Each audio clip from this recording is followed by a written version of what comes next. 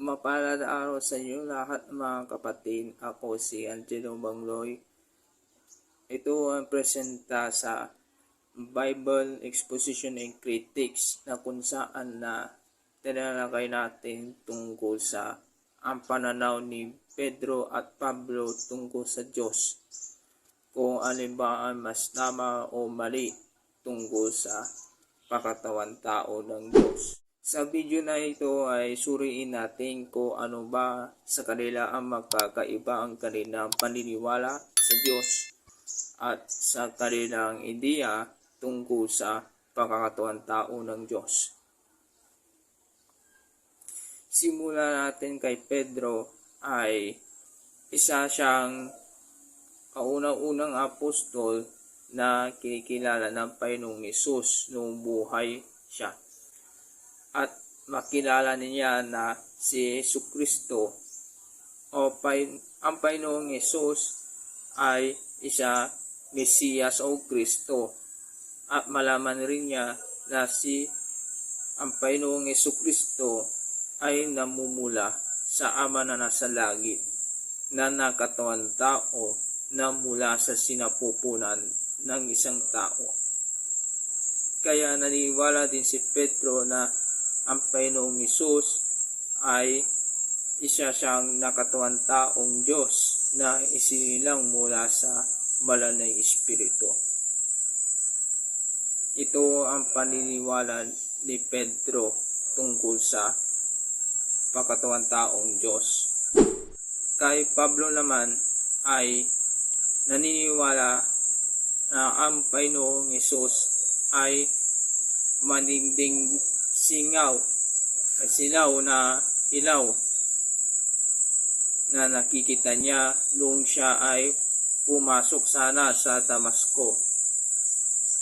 At hindi siya naniniwala na ang Panginoong Hesus ay mula sa Ama, kundi makaibang persona at makaiba rin ang kanilang katangian ayon sa kanyang pananaw.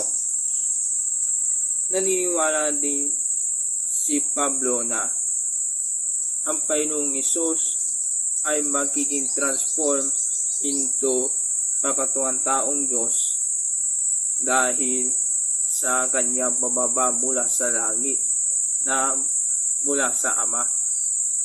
Ibig sabihin ay hindi siya kailangan na sinapupunan pa sa isang tao, kundi para nag-iipang anyo sa isang pagkatuwang tao.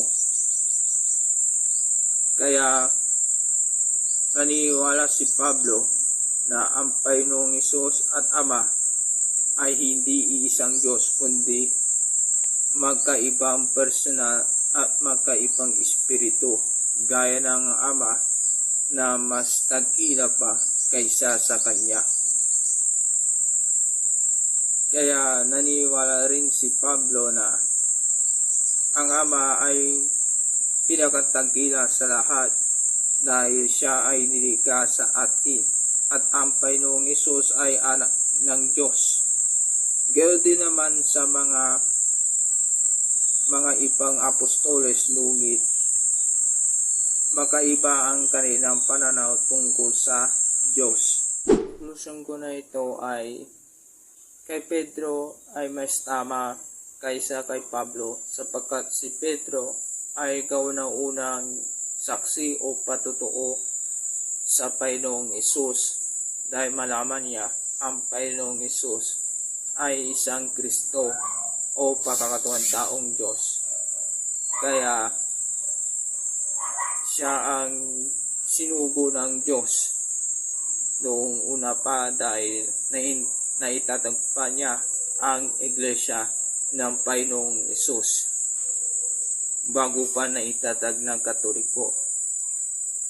Kay Pablo naman ay minsan lang siya ay salat sa katotohanan na tungkol sa pagkakatuwang taong Diyos.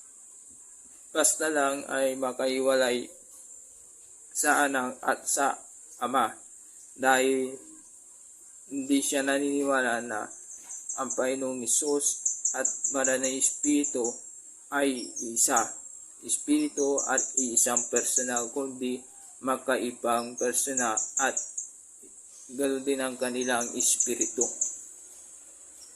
Kaya naitatag rin ni Pablo ang sarili niya iglesia na tinatawag na ang iglesia ng Diyos, dahil yung ang naitatag niya para sa mga Hintil na naniniwala sa Panginoong Kristo Jesus. So yan na po mga kapatid, dahil alam niyo kung ano ang pagkaiba ni na Pedro at Pablo tungkol sa Diyos. So, paalam mga kapatid.